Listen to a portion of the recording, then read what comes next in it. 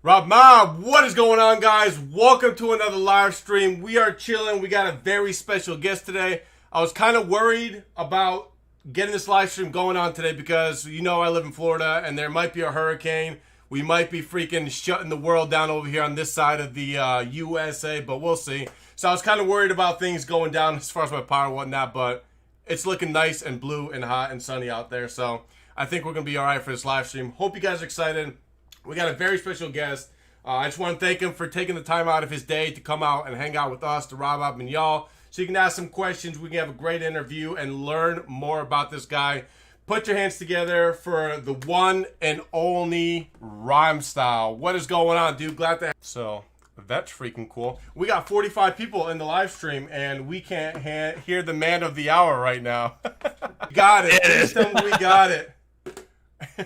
Yeah, there we go. All right, guys. So that was Real Tech with Rhymestyle. I'm glad you guys joined in for that. I think we're gonna wrap it up now, and yeah, that was Pokecast, I guess, right? God, man. Well, I'm glad I got it figured out. Dude, thank you. That was clutch moves right there. I'm gonna go ahead and tally that one up to the noob OBS. Yeah. Mark right there. I got RIP headphone users. Yeah. All right. If you're wearing headphones, we don't take responsibilities. FYI. At all. All right, here we go. Let me go ahead and turn my volume down back to 100% because now my end over here was screaming because I was legitimately about to turn it up. We were gonna blast everything through my mic and make this thing happen. But all right, dude, we got it figured out. So where were we? I was going through the intro, and yeah, we started off with all these technical difficulties, but I'm glad we got it figured out. So what I was asking is, you always have this crazy energy when you start your videos, and I remember watching one of your videos, and you were like, you know what? I did a video recording. I didn't like the energy, so I redid it.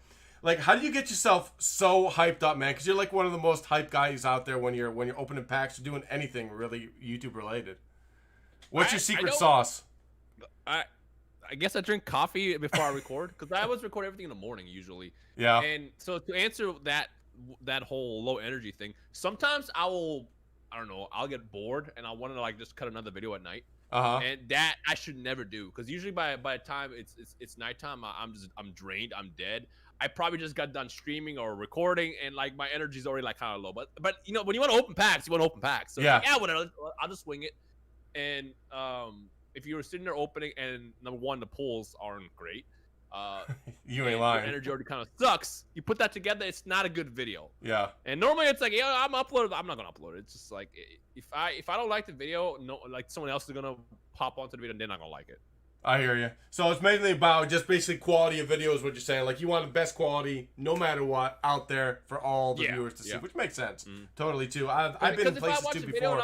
If I'm watching it back and editing, and I'm just like, I'm just talking in circles, like look at my face, like I can't upload this. I hear you in that. I've ran into that too, but I've also gotten cussed out by doing that too because I remember walking over to Chelsea and I was like, listen, I know I've opened like $100 worth of product right now, $150 worth of product. But, like, it was bad. Like, my video was bad. I was rough.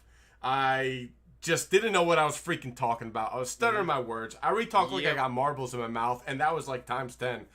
And she's like, oh, my God, like, where are you getting this money from? Now you got to go buy more pack, more Hidden Fates? You know how expensive Hidden Fates is? Yeah. Well, this is what my problem is, too, is, like, because, like, when you open packs, you don't just do it once. Yeah. In fact, earlier today, I opened Yu-Gi-Oh boxes. I was only going to do one box. And I was going to save the second box for, like, the next day or something.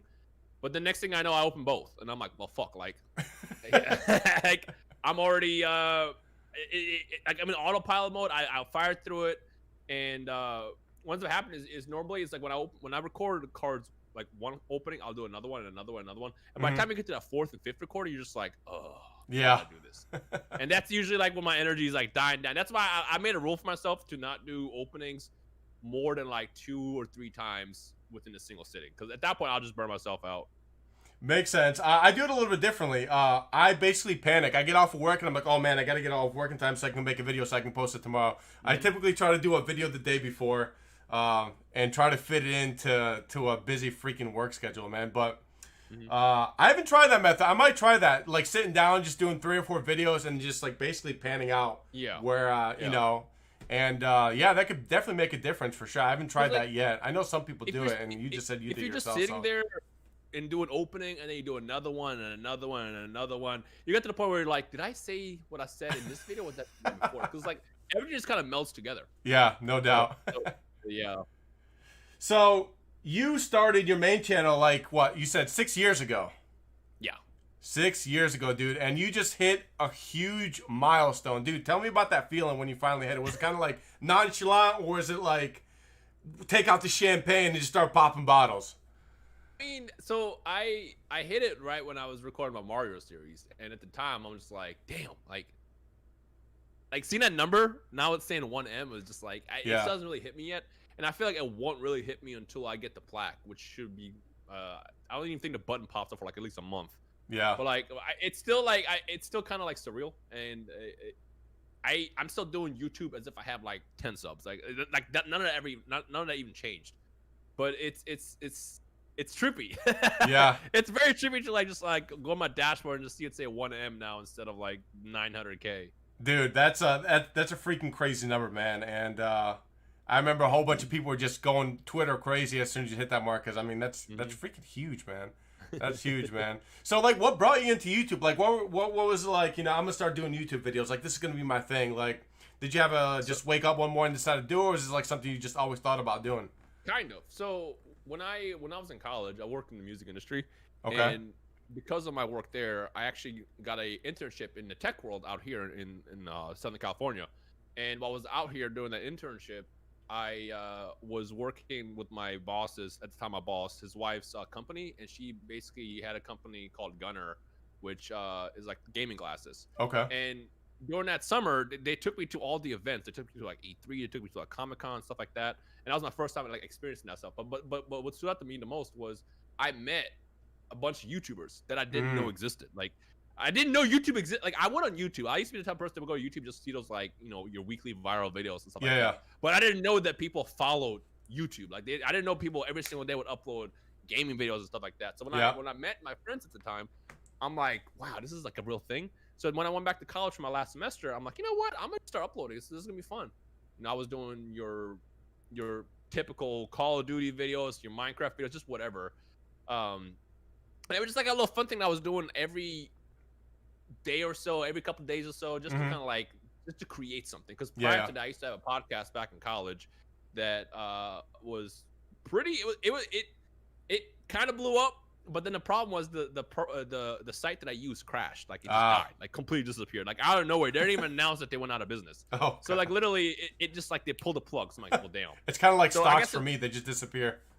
Yeah, so like it was just gone. So since I stopped doing that, I guess I had that thing missing in my life, and I didn't realize what it was until I came back into YouTube. So once I moved out here and started working at that company for real, I just started doing YouTube here and there as like a little thing, just to kind of get my creative outlet, just to do it. But it wasn't until I realized that like there was like a community out there for it that made me really, really attached to it, and that's when I started taking it more serious. And this was back in 2014. Yeah.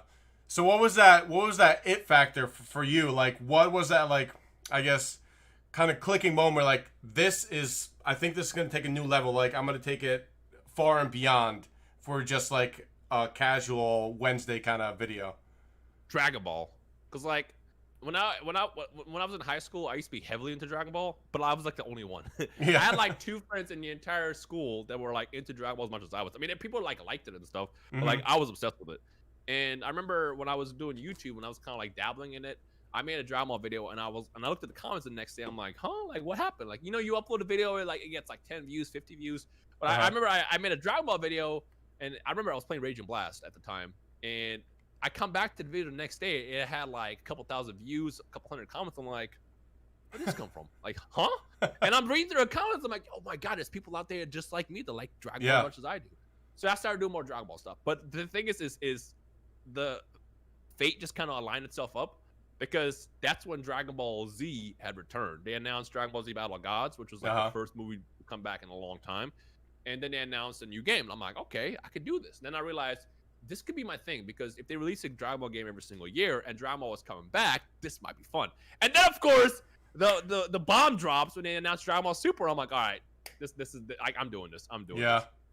Dude, and that's a freaking great choice, because I mean, you've grown as a YouTuber just immensely, dude, and it's freaking awesome. It's freaking awesome. And I actually went back and watched some of the older videos, because I like to go to for inspiration. You know, I like to go to big YouTubers and see like how they started off. You know, where were the from the ground up. You know, where were the the battleground started. You know, before went off to bigger and greater things. So yeah, that's freaking awesome. So when did a second channel come into mind? Like, how did that happen? How did Pokemon and Yu-Gi-Oh come into the mix? It was this right here. I got a box next to me, actually. It was this I know you were showing here. me off the box of goodies earlier. It was this guy right here. Yeah? So I don't know what happened. I just know back in 2016, I don't know what triggered me to do it. But I guess I don't know. Maybe I got real nostalgic or something, and I looked up Pokemon, and I saw that they released Evolutions. I'm like, oh snap! This is base set remade in 2016. Yeah, I gotta get a box. But first, I want to see what it looks like. So I remember I looked up videos, and I found Leonhard, who actually was the person that got me back into Pokemon. And I was watching his Evolutions unboxings. I'm like, maybe I should get a box or two. You know, at the time, I think my main channel was probably like 200, 300,000 subs, somewhere in that neighborhood. And I started to kind of expand and do a little bit more different things on that channel. But the problem is you can't just do an opening once. No, you definitely can't. What I used to do on my main channel, I used to upload twice a day. And that was basically from 2014, January 2014 until like 2017, 2018, I would do 2 videos a day. Now, when you get back into this, that makes it 3 videos a day. And it got to the point where I'm like, okay, I'm kind of spamming. And, I got my Dragon Ball content. I got my Pokemon content. Let me just tone back on that. So I made the second channel solely just so I can have it separated, so I'm not like blowing up your feed. And then ultimately, I ended up cutting back to just 1 video a day on my main channel. But it was this. It was Pokemon Evolution that got me back. Because, like, I never pulled the Charizard when I was a kid. I never got that base set feeling. Me and you both. And, of course, yeah. But then I got this. And I pulled the Charizard, and it just triggered. It created this trigger that I needed to do more, and then I just fell down a rabbit hole, and here we are today. And then, well, I mean, 17 Charizards later, also, because you pulled some Charizards there along the way, also. Yeah. Well, the funny thing is initially my plan was I wanted to just get all the Mewtwo's, because my favorite Pokemon are Mewtwo, Charizard, and Lugia, and I looked at Charizards. I'm like, okay, those are expensive. Like I'll probably never own one of those Charizards. Times have changed. Yeah. So I just started getting all the Mewtwo's. I went down the list. I got pretty much every single Mewtwo. And then I'm like, okay, maybe we can start getting a couple Charizards. And then I started hunting them just one by one. And then, like I said, one thing leads to another. And then you have a first edition Shadowless one on your wall just sitting there. Yeah, you ain't lying, dude. You I watch it. I see your Instagram stuff all the time, and you post some crazy cards on there, and I just scratch my head. I'm like, oh my god, that card, You built definitely a great collection over the time. So, Pokemon XY, when did it roll over to Yu-Gi-Oh also? Around the same time. And it's actually funny that happened the way it happened, because I'm so happy I did. I'm so happy because I got the board right here. So nobody was buying these in 2016 at all. Literally nobody was buying them. You could get, this is just an unlimited one, but you could get first edition starter deck Blue Eyes for, I think it was like $17 for mint. Yeah. If you wanted an LOB one, which is the Legend of Blue Eyes one, which is basically like equal to base set, those were like $50. And I remember I kept buying them left and right. And I'm like, yeah, I'll buy a couple, get them graded. I'm sure no one really cares about Yu-Gi-Oh like that. But I'm glad I did, because something happened in the past 2 years where Yu-Gi-Oh had the same effect that Pokemon had. It just skyrocketed. That same Blue Eyes now that I spent $50 for in 2018 is now like $2,400 as play condition. Play. It's crazy. Yeah. It's but no, crazy. that basically what happened was is I wanted to just again, I was just in my nostalgic feels. So I was going down my like I said, I got all the Charizards, I got the Mewtwo's, I got a couple Lugias. I'm like, yeah, let's get the Blue Eyes as well, because Blue Eyes was also like a very special card in my childhood. Yeah. But like I said, I'm glad I pulled the trigger on those back then, because oh my god, they're stupid today. Yeah, I mean the prices are pretty freaking wild, and I know you mentioned a bunch of times too. Like you're more of a collector, right? Like you don't sell anything, if ever.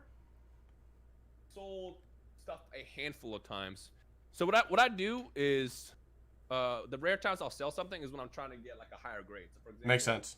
when I was collecting, when I was trying to get all the gold stars, Hmm. I remember I kept buying the Charizard gold stars just mint, and they were expensive, but like at the time they were like $400, Yeah, which again when you compare it to today it's comical. But I yeah. was buying them left and right for $400, $400, $400. And I remember I bought five.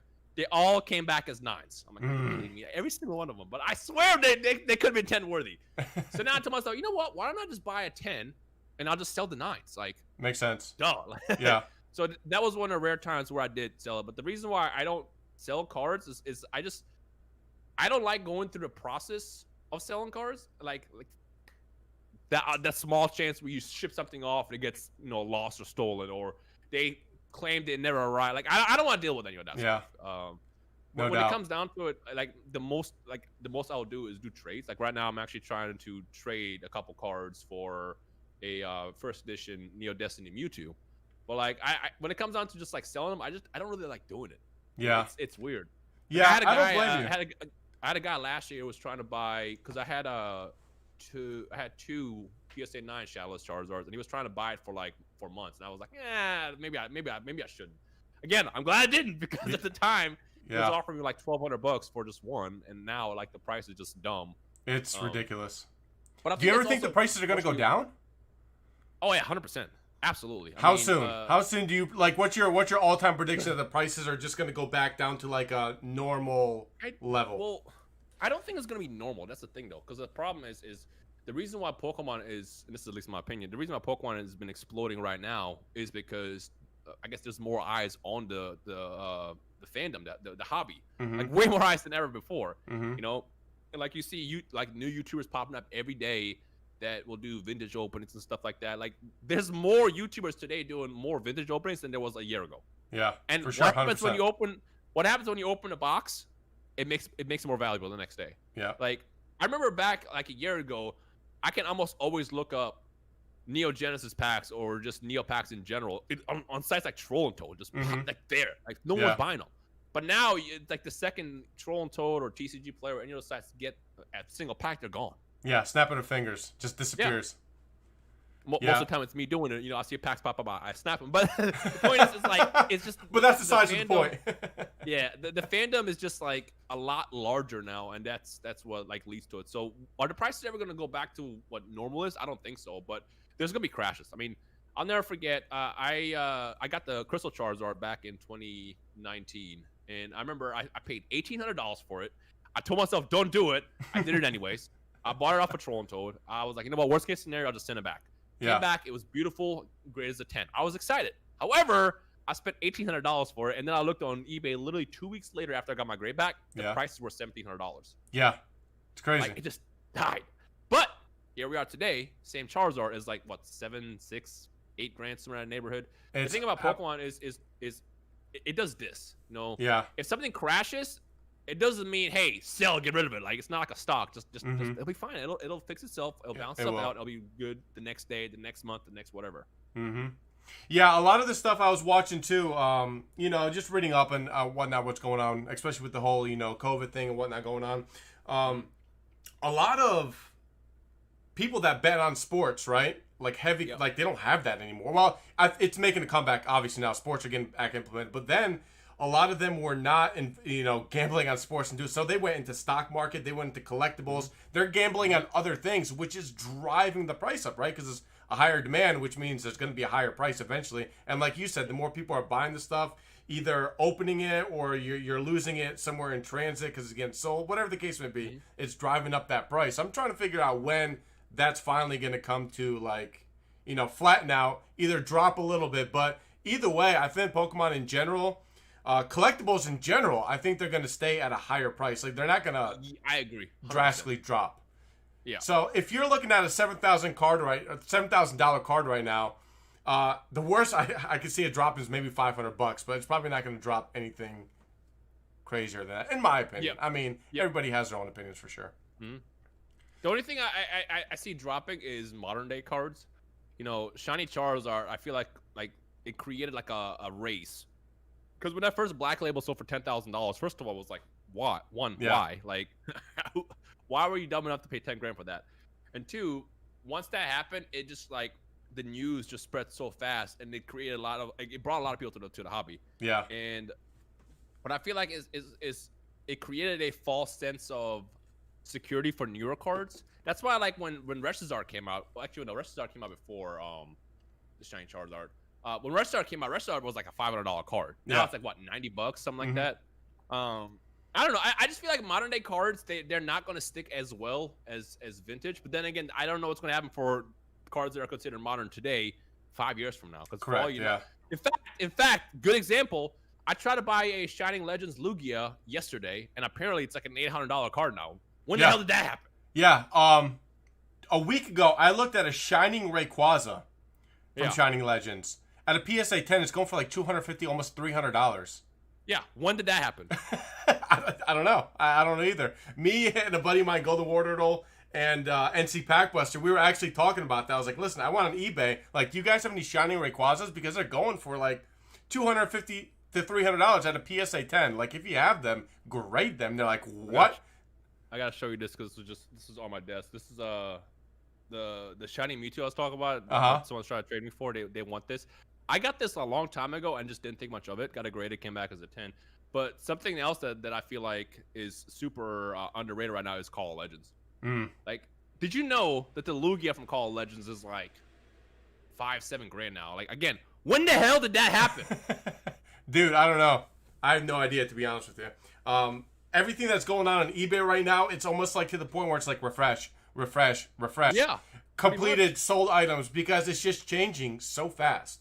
And like you mentioned, Shiny Charizard from Hidden Fates, same thing. Anything really in a full art GX Shiny at a PSA 10 is outrageous, right? You got the Evolutions, $300, $400, $200. Even a basic Turtonator from Hidden Fates is going for like $100 at a PSA 10. It's like, what? I know there's PSA 10 collectors that want a whole set in PSA 10, but I mean, the prices is just insane. It's almost worth not keeping stuff sealed, opening it up, sending it out to PSA, and making a huge profit. Yeah. I think that's why I think like the modern day stuff is going to have a massive decrease at some point. Like, again, all the vintage cards which you can't just like, you know, buy today and get graded tomorrow, that will keep going up. It might have a couple crashes here and there, but it'll keep going in the long run. But like the thing about the newer cards is the quality of prints in the last 2 years have been so good. Like, that's why what's the population for Shiny Charizard? It was like 1,200 cards or something like that. Something. And they're easily going for raw, not graded, $800 on eBay right now. Yeah, I saw that. I saw that. One of my buddies, PokeDad, he went ahead and sold a Shiny Charizard. He put it on eBay for $500. It sold within 10 minutes for $500. He's like, well, I guess I could have put it for a higher price. Yeah. I was like, yeah, you should have definitely played the market there a little bit, because that's insanity that you sold within 10 minutes. I see it right now. It is 1,191 PSA 10s, and it's 383 9s. See, the thing is that Charizard is iconic and also looks super badass. Everyone's going to want that. Obviously, there's more than 1,000 Charizard fans out there, so that card no doubt. It'll do this. But I feel like everything else in the set is like, you could just buy it raw yourself and get a grade yourself and go around paying $1 grand. Like, I don't know what the prices are for other stuff, but like, if I want a PSA 10 shiny ho, I'm just gonna buy one and just send it in, because there's a good chance it's gonna be really good quality. So, no doubt. Speaking of Charizards too, have you seen the Charizard from Burning Shadows? PSA 10 is going to about $3,000 right now. Understand that one. Well, I wish I had a card on me right now. I would show you. The cuts on there are pretty bad. I think I had the second graded one ever from that set. Because, again, as I was telling you, like, I pulled my Rhymestyle very, very early before the set came out. Yeah. But I pulled my Burning Shadows one within, like, the second box. And I remember I immediately sent it in. And at the time when I did the PSA grade return that video, I think they were, like, 2 or maybe 3 in existence. So I had, like, the second one. I probably could have had, like, that $10,000 sale, but I didn't. I still have it today. But, yeah. I still don't understand, like, why Okay, so to be fair, the Burning Shadows print was kind of like whatever. So it's a bit harder to get a PSA 10 of that. Yeah. Than, it is. It's been rough. Dude, I got an example for you. I'll show you right now. These are just some miscuts I opened the other day on a live stream. Look at that little... Yeah. That's a Burning Shadows for you. And this is one of the uncommons. It literally looks like the rares, the hyper rares, look like you took a butter knife to it and just chopped it up, sanded it down a little bit. And that's packed fresh. Like, I'm afraid to even give it to anybody a trade or sell it or, whatever the case may be, because it's almost not like it's going to come back and they're going to be like, well, you sold me something played. It's like, no, well, it's actually packed fresh, surprisingly. But it's funny because I remember when I pulled mine, I bought like 4. Yeah, I think I bought like 4 for like 70 a pop when it first came out, and then I pulled 1. Only the one that I pulled came back as a 10. Everything else was like an 8 and 9. Like the printing on the original Burning Shadows Charizard was just awful. Yeah. So that would make sense. But like Reshazard, you almost never see one that's not like anything like under 10 quality. Yeah. Same thing with Hidden Face. Like the only time a Hidden Face Charizard hits 9 is because of the centering. Yeah, no doubt. No doubt. Yeah, I mean, usually except for centering, there's pretty some bad centered cards out there, even for Hidden Fates and whatnot. But yeah, usually you're gonna get a 9 or 10. I mean, But yeah, the market's just freaking absolutely going bananas right now. I don't know how people are able to still buy. It's crazy. One of my buddies, also Epic Tube, like he went out and he was waffling on buying a $4,500 base set booster box unlimited. He was waffling at $4,500, and not 2 weeks later, I think it hit like the $8,000 mark, and he's like, okay, well, now I'm pissed that I didn't buy 2 of those boxes like I maybe thought about, Now it's sitting at like, what, 11, 12 grand right now for a base set Something unlimited? Like that, yeah. I remember I was trying to get my friend into it, and I'm like, dude, just get a box. He goes, 6 grand? I'm like, trust me, just get a box. Yeah. He doesn't buy it. And like literally a week later, I'm like, hey, remember when I told you to get that box of 6 grand? Yeah. It's 8 now. He goes, shoot. Maybe I should get it. I'm like, yes, for the love of God, just get it. Yeah. Yeah, I'll think about it. Week passes again, and guess what? Now it's 10 grand. Yeah. And then he ended up pulling the trigger finally. I'm like, you see? This happens so fast. Just trust me on this. Yeah. I mean, especially with this market, it's like, like I said, all you need to do is just go on eBay and just smash the refresh button a million times. And you're going to see the prices change. Like wildfire. So I think I'm going to get into a few packs. I ended up getting some Cosmic Clips over here, some Burning Shadows, and my old trusty Hidden Fates here. What do you think? Do you think I'm going to get the Shiny Charizard this time? Or you know what? I'm going to bring the Charizard luck, but I'm also going to pull a Reshazard with you. Now, remember, there it is. The thing with me is if I have a pack of cards or a box of cards that's been sitting in the back of my room, it always has a Charizard. It's never failed. So we'll see if that tradition is gonna keep going in my box, because like I said, I pulled Reshazard once, and that was in the very first video that I ever did of the set. Yeah. But never again. And I've done a lot of openings on this. So I'm opening this with you and see what we get. Dude, hopefully you do pull something crazy like that. That'd be freaking bananas. I'm sure the chat would freak out. Also, live chat. If you got any questions, definitely put them in the live chat. I know I haven't paid too much attention to it, but I haven't seen really too many question marks in there. So if you have a question, drop some question marks and put the question after it. That way it catches my attention and I can go ahead and ask Rhymestyle what you guys are interested in. In the meantime, I'm going to go ahead and crack a pack. I'm going to save the Burning Shadows. I think I'm going to save the Hidden Fates for last, if anything, rip through them. But I'm going to open up some Cosmic Clips here and see if we can get anything good inside. Question. What is a question? Well, that's... Thanks for that one. I saw someone asking if I was Bosnian. Yes, I am 100% Bosnian. Ooh, white code card. So there it is, white code card from Cosmic Clips. But you guys know what that means. It's probably that I'm going to get a non-rare due to the fact that Cosmic Clips messed up that whole thing with the code cards. Green means you get something good. White means that you don't get anything good. Oh, is that what it was? Yeah, they messed up that whole set. It's like and then they fixed it, right? But then they didn't fix it because there were still older packs out there. So you just never know which it's like a box of chocolates. That part tripped me out because when I first opened Cosmic Eclipse, I was just confused. I'm like, wait a minute. Here you go. Here's a prime example. I got a Fione. I think that's how you say it. Non-holographic rare. Cosmic Eclipse. White code card. I got trash. So, I'm gonna Yeah. just say it. I think the Charizard Braixen is actually one of the more slept on Charizards because I don't know what it is. I don't care about Braixen, but I just like the art for that Charizard. But no one wants that card. I don't know what it is. Yeah, no one wanted it, and it was at $40 everywhere, right? Mm-hmm. And that's another card that shot up to $200 as soon as they announced that it was technically that it was technically out of print. Cosmic Eclipse was, and all of a sudden shot up to $200 for the Charizard Braixen. And I don't even think that's raw. More trash. That's dude, I did a video on that the other day. It's like every time I don't get a good pull, it's a Butterfree. I mean, no matter what set, Hidden Fates. I have bonds. such a love-hate relationship with them.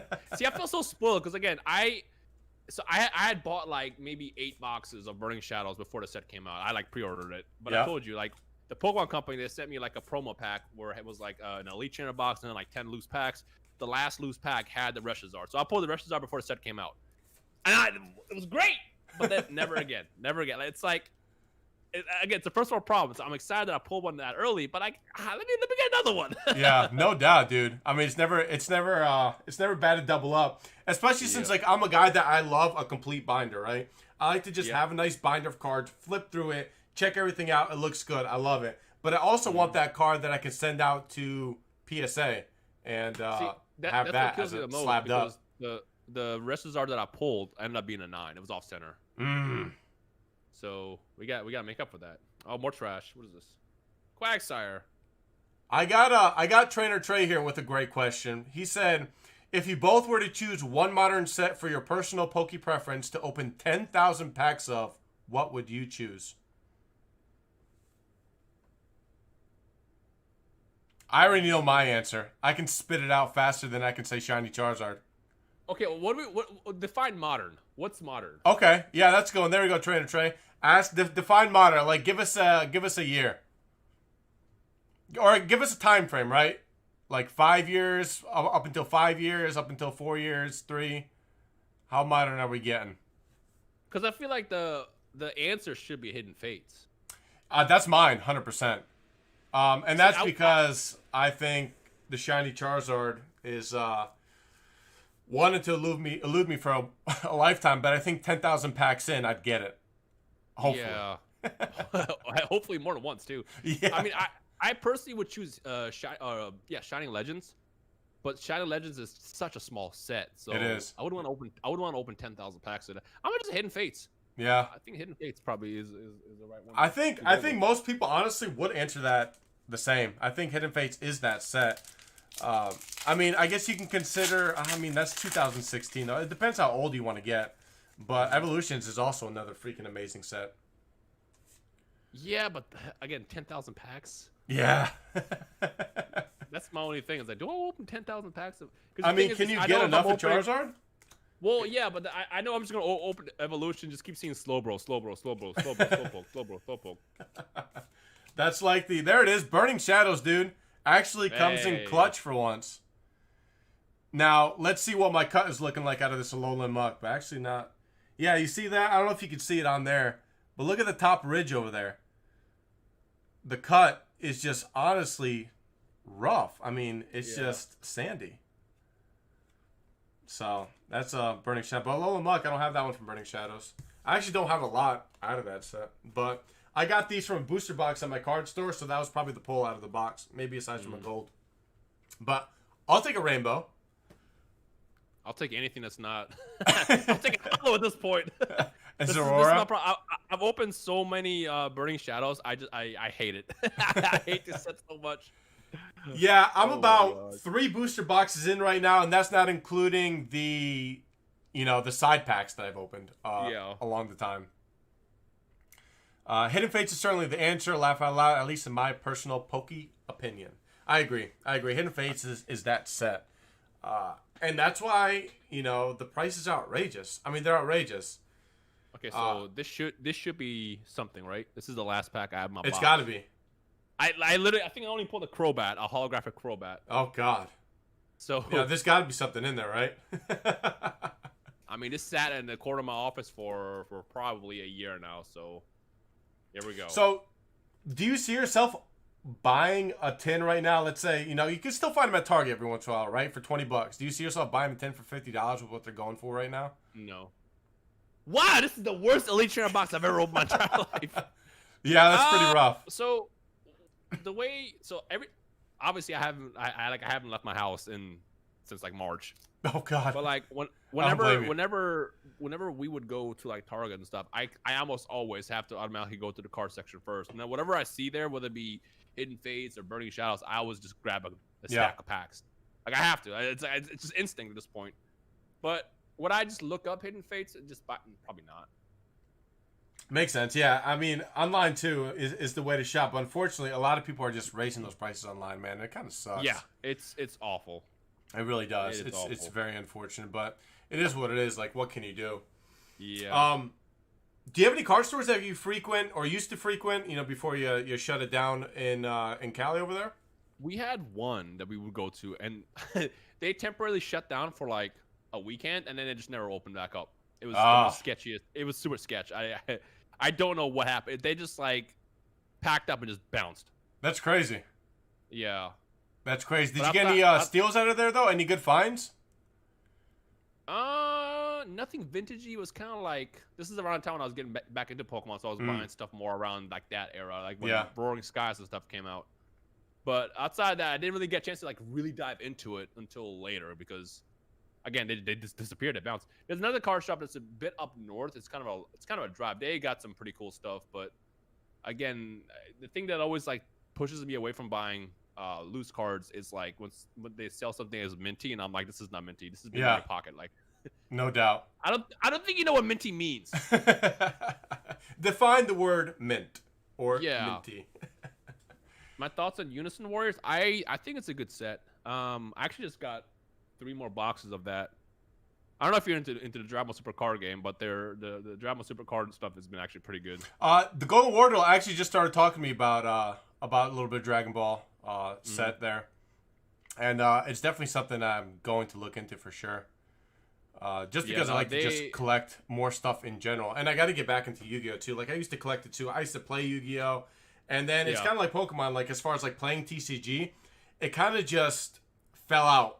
You know, like that's how it was for me.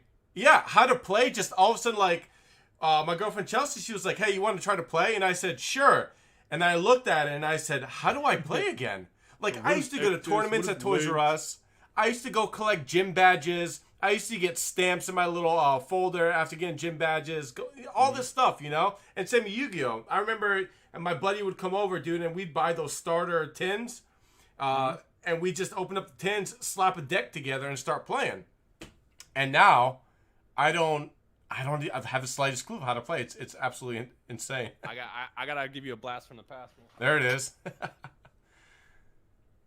Definitely grab Hidden Fates. I'm a Walmart. Crazy to consider facts that the big chain realtors have better prices compared to online distributors. But it's absolutely crazy, trainers. Right? There you go. Absolutely bananas. There you go. Yes, dude. That's what it is, dude. I have a few of those starter Blue Eyes. A couple of them sleeved up right now. It's so iconic. It is, dude. Any starter deck, right, is pretty iconic to have. I definitely wish I saved a lot of my stuff sealed, you know, at this point in time. But I think the dream for anybody that collects is to have a time machine, just take a step back. Oh, dude. Just stock up on everything that come back in 2020. Actually, I feel like that'll be terrible because you would just kill the market. Yeah, no, that's true. That's what I'm afraid too. Like, so we got this new set coming out, Champion's Path, right? I'm assuming that 50% of the people that are going to buy this set are just going to leave it sealed. Yeah. You know, they don't want to. Buying any modern day Pokemon and like buying it for the purposes of I guess investments and trying to make money off it. It's like, I see what you're doing, but like, just be careful because number one, you're not the only one going to be doing it, and two, I don't think it's going to age as well as the original stuff is. You're better off if you're going to spend like $5,000 on a bunch of like boxes and just sit on it for the next like 10 years. You might as well just spend $5,000 and buy a booster box from like the WotC era. Yeah, for sure, no doubt. I mean, especially like I said with Champion's Path, like I think a lot of people missed that train for Hidden Fates, and a lot of stuff did get open for Hidden Fates, so you can't find it as much except for the reprints. Yep. But like those Elite Trainer boxes and that Ultimate Collection that you showed me earlier, like a lot of that stuff got opened, right? Yeah. So it's really hard to find that stuff sealed. So I think a lot of, especially with Charizard being on this ETB, right, and then that Full Art V Charizard being inside the box, I think a lot of people are just going to leave those sealed and don't want to miss out that bandwagon like they did with Hidden Fates. That's my opinion. I had a homie who hit me up literally a day ago. Was like, "Hey, is this smart to do this?" I'm like, I mean, yeah. I'm not gonna say don't, but like, just be wary what you're doing. Yeah, no doubt. Actually, the best example is Roaring Skies. People did that with Roaring Skies. When they reprinted the set, everybody bought boxes left and right, and guess what? Nobody sold them. Just warehouses full of them. Yeah. People selling them for like $40 a booster box just to get rid of them. Yeah. Although now, I mean, Roaring Skies prices just kind of came back. It's weird. I mean, over time, stuff is going to be natural. Yeah. If you spend like $60 a box, and eventually that box is going to be worth at least $70. Oh yeah. So no doubt. It's I mean, like we talked about earlier, this it's a crazy time right now for Pokemon for sure. It's just I don't understand it, and I'm just trying to figure out when it's finally gonna plateau out. And apparently we're all getting stimulus checks again for some people, so it's just gonna go back up. I see, I mean, people are just gonna start reinvesting that money again. That's all I see happening with it. I think that's a big reason too. Yeah. So, dude, you have been opening some crazy vintage stuff. I mean, let's talk about this. What is going on with this Ghost Lugia adventure that you've taken on? What is it, like 3 videos now? I just posted another one today. So the thing is, I don't want to open more of those. But, as I mentioned in my video, I still got the wrappers from earlier. The thing about the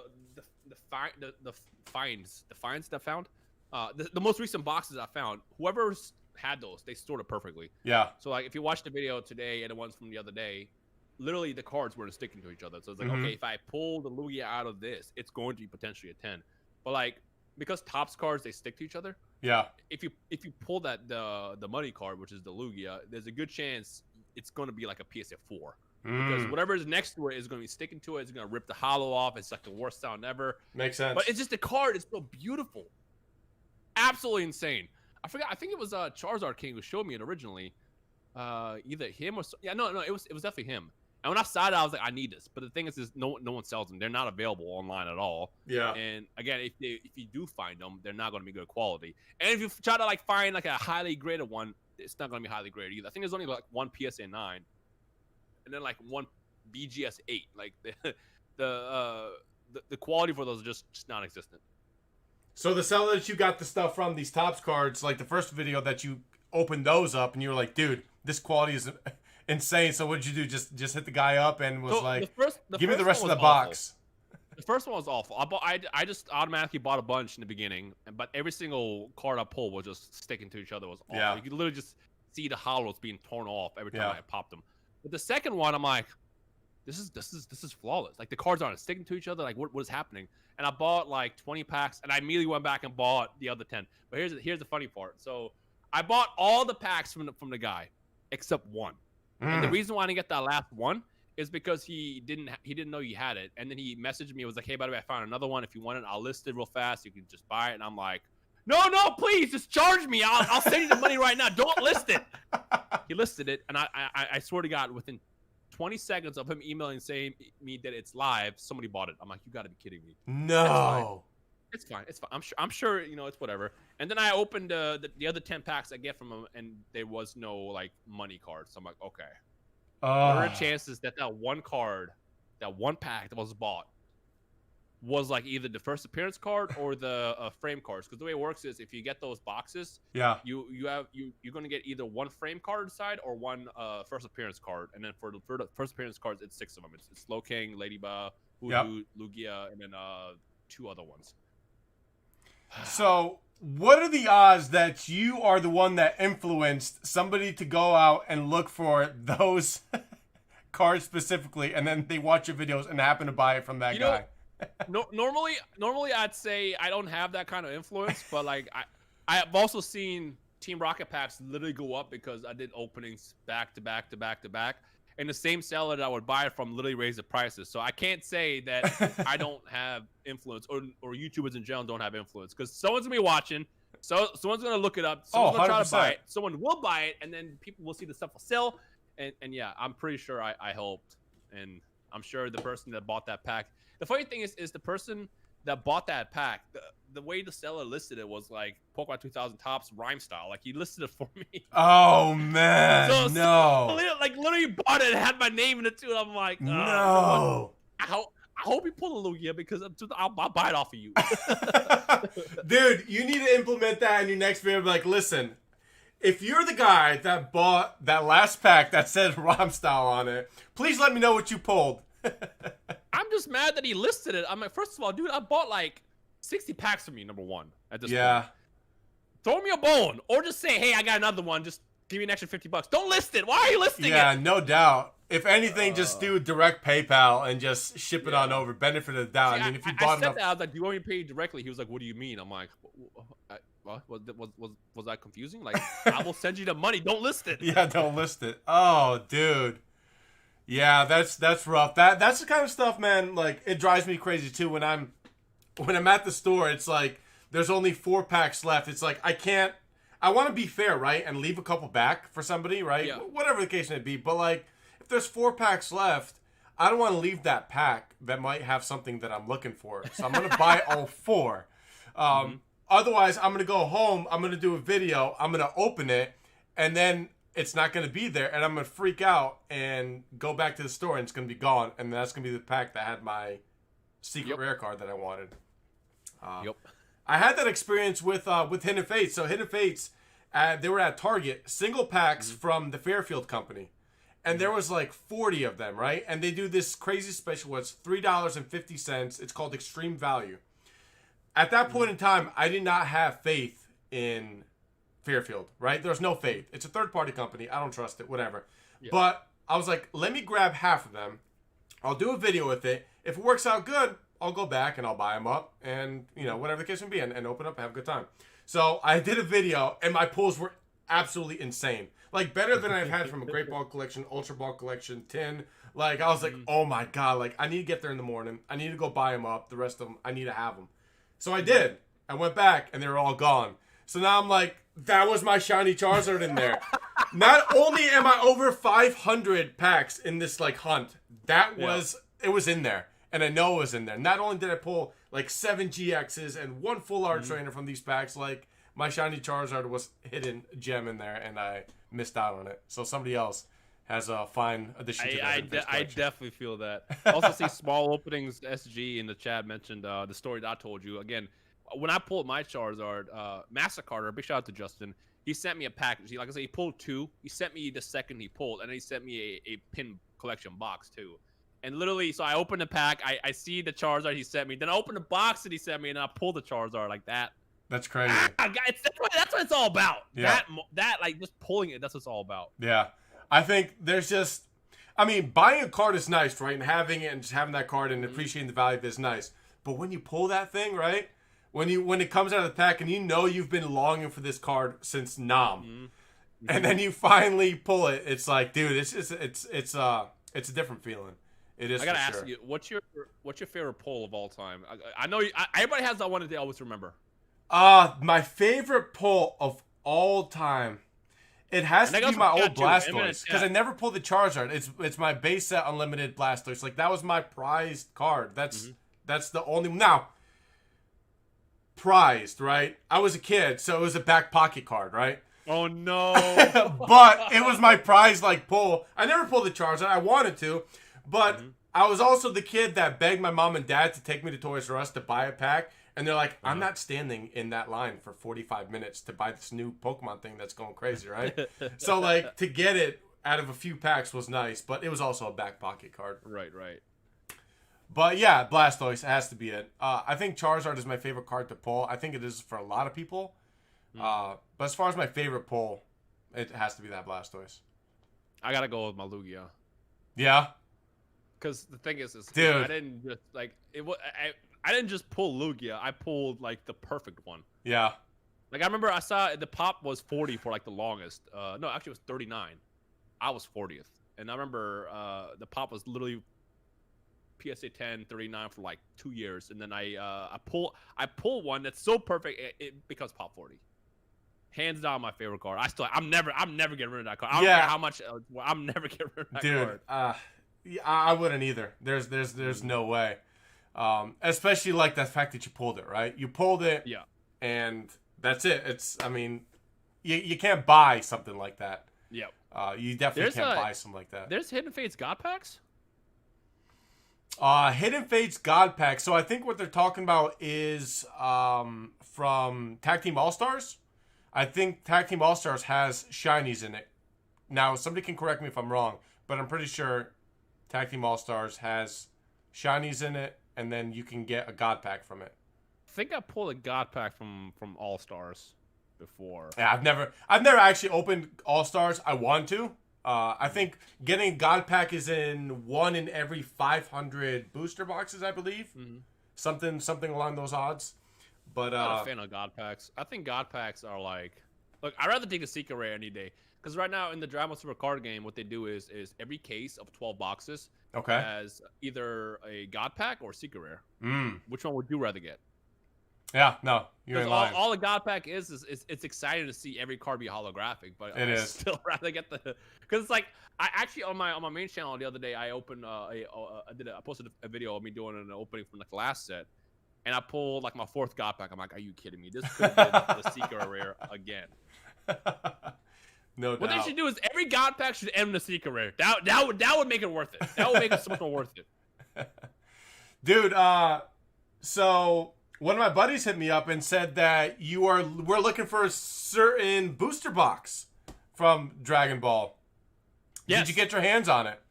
He actually, he messaged me yesterday, and yeah, I'm glad he did, because that box is so hard to find right now. Yeah, no doubt. That's the set I was talking about, by the way. That's the set. So in that set, I've had the most ridiculous good luck in a bad way.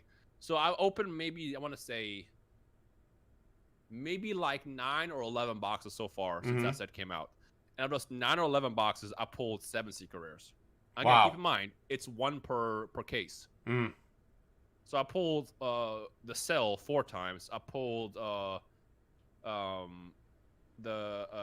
Shadow Dragon, I think that's the other one, like 3 times. And I'm like, come on, like, bro. I mean, those cards are still like very, very valuable, but it's not the card I was looking for. Like, again, to pull a secret rare is one thing, but to pull it that many times and it just ends up being all the secret rares that's not what you're looking for is like the worst. Yeah, no doubt. Yeah. Dude, what's your favorite set from Yu-Gi-Oh? Legend of Blue Eyes. Well, Legend of Blue Eyes.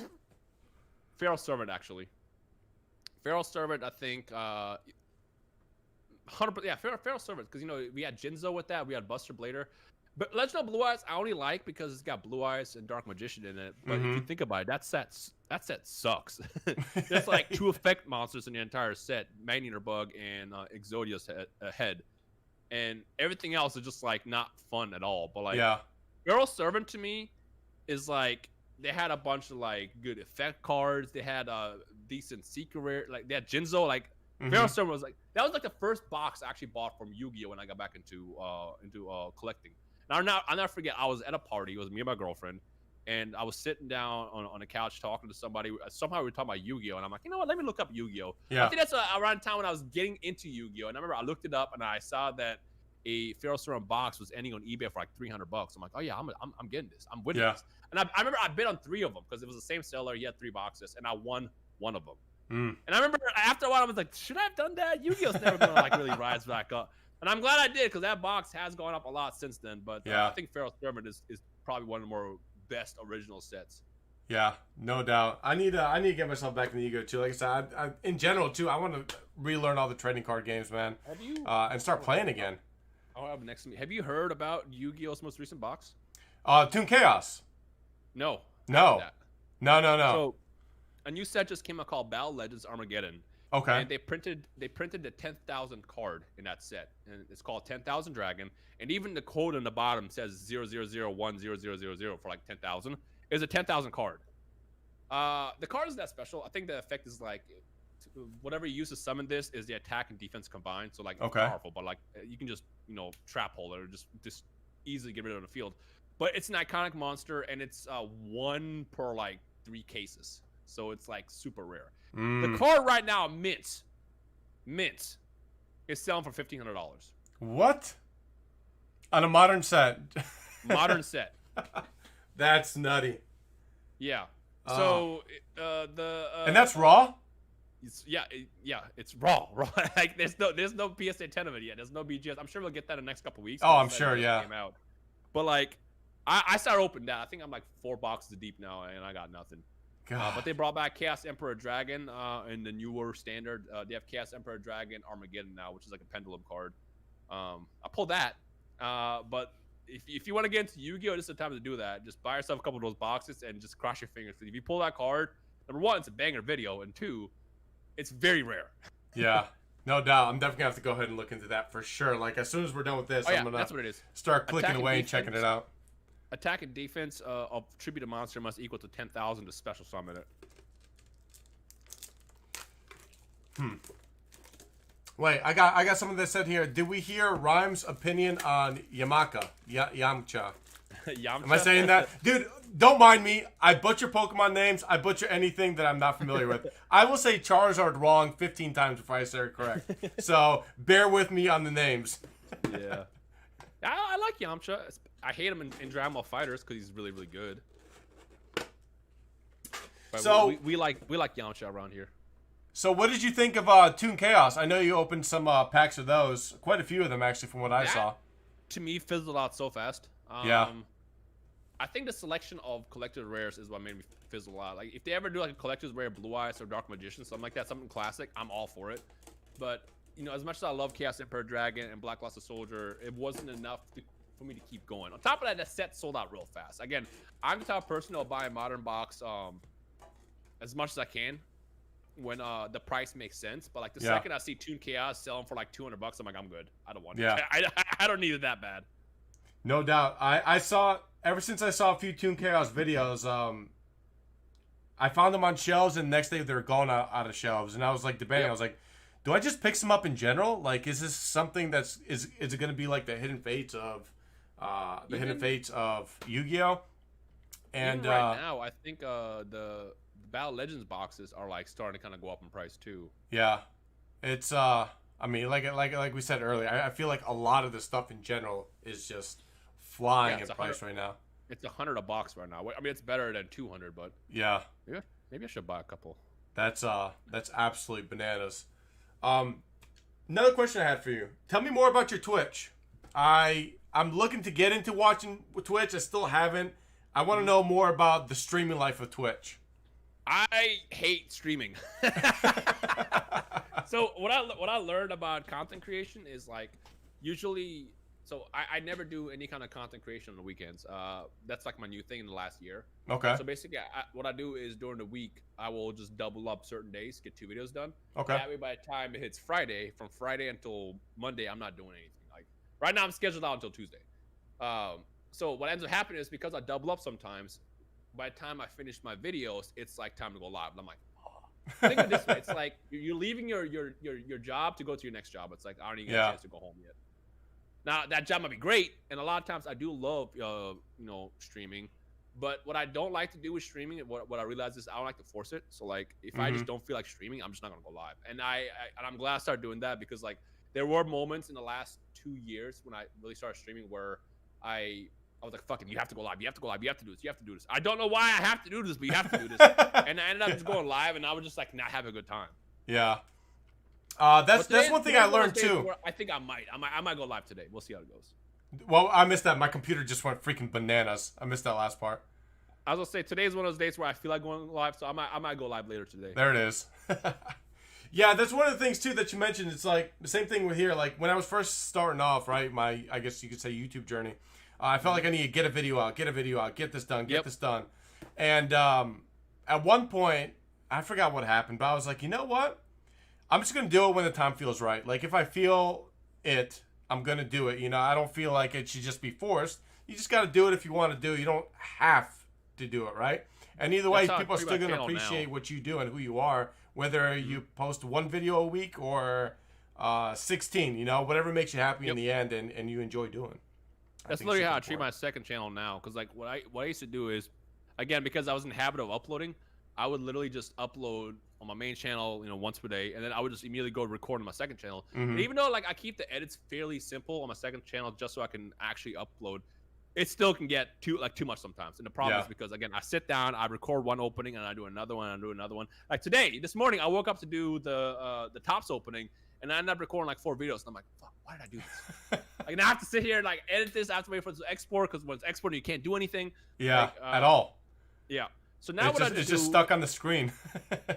So now what I just do is like when I feel like opening stuff, I'm just gonna upload it. And sometimes you might get 4 videos in a week on the second channel. Sometimes you might not get a video for like 2 weeks. I upload just whenever I feel like doing content, and then that's kind of like my healthy schedule that I can maintain. Yeah, which makes sense. Now, do you ever get the feeling where you're not recording and you're like, I'm just gonna go into my studio and open a pack, and it's not going to be recorded? Do you ever get that? It's always on camera? I have to do it on camera because I know that one time I do it off camera, it's going to be one fire out. Actually, you know what? Matter of fact, well, I got you. This one's for you. Hold on. I got a good question from the chat. Let's see. So, back when I was trying to figure out how to like maintain uploads on my second channel, I bought like 20 of these. This is like Korean LOB boxes, and I opened 3 on my channel, and I didn't pull anything. One of those times, I was like, you know what? Let's open it for fun, see what happens. And that box gave me a Dark Magician, a Blue Eyes, and Raigeki in the same box. I'm like, are you kidding me? Literally, it's like the most perfect box you can get. By the way, I'll start opening them, not just because I'm in the mood for it. But yeah, like I literally had like the most perfect opening. I'm like, are you kidding me? And how much you want to bet? Because I'm opening this right now, I'm about to pull a Blue Eyes out of it right now. Yeah, I feel like, and I mean, what are you supposed to do, right? Like, you open all these just banger of cards, and then what are you supposed to get on video and be like, so I opened this off a channel, but here it is. Like, who's going to believe it, right? It's like, oh my God, you didn't do that. You're just trying to put something up that you bought, you know, from eBay. Yeah, because you know, the second you do this, and you do that, oh, dude, it doesn't count. It went off screen. It doesn't count. Yep. So I got another good question for you. I got Centurion XYZ asking Rhyme, where would you place your collection by size? First, second, third Pokemon, Yu-Gi-Oh, Dragon Ball Z. Pokemon, Yu-Gi-Oh, and Dragon Ball Z. First, second, and third. Pokemon, Yu-Gi-Oh, and then Dragon Ball. The thing about my Yu-Gi-Oh collection, it's not that big. Only because I went for like the iconic stuff. I don't collect everything in Yu-Gi-Oh. I just kind of literally went for anything Blue Eyes related. A couple Dark Magicians, a couple of the classic cards I grew up with. And then I got like 4 booster boxes, but like Pokemon is just, there was just so much more release. That was a bit more hard to keep up with. That makes sense. Yeah. Cool Squirtle Gaming. I teased so I had Gary on Gary from Pawn Stars on last week, and I was teasing him that I was going to ask this question. Cool Squirtle Gaming kind of reminded me. He said he gave you a little tiny piece of the puzzle, but Cool Squirtle Gaming is asking Rhyme, any hints on the work being done with King Pokemon? I actually don't know. That's what he said. He's like, you can ask him all you want, but I'm going to tell you right now, I gave him the smallest piece of the puzzle, so he's probably not going to have much to say anyway. Yeah, I honestly have no idea. He hit me up and was like, hey, we're doing this. Would you be down? I'm like, yeah, sure. That sounds fun. And then I haven't heard anything else since, so I'm like, okay, well, let's see where this goes. Yeah, dude, I tried fishing some information out of him and he wasn't budging. He's a strong-fisted guy for sure. Hold on. Not Shivam in your chat is the person who has a Ghost Rare Lugia. I saw that pull. I got tagged on Instagram. I'm like, I won it. That's jealous. Right. I remember him posting. I think he might have posted it on TikTok too. I know he's in the chat now, so he could go ahead and tell me if he posted it on his TikTok or not. But yeah, I did see that card from, you're right, Nashivam's Instagram. Who, by the way, posts a whole bunch of freaking fire stuff on there.